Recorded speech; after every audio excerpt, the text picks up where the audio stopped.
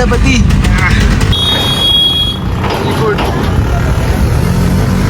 చేపల వాసన వచ్చేసి నాకు అప్పుడే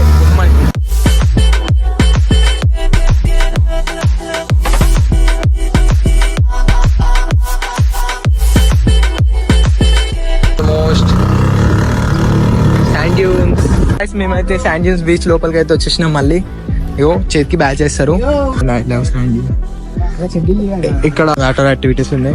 ఈయన చేతికి ఒకటి, ఆయన చేతికి ఒకటి, నా చేతికి ఒకటి. బీచ్ ఉంది. ఎవరిని ఇక్కడ క్యాంప్స్ ఉన్నాయి, చిన్న క్యాంప్స్.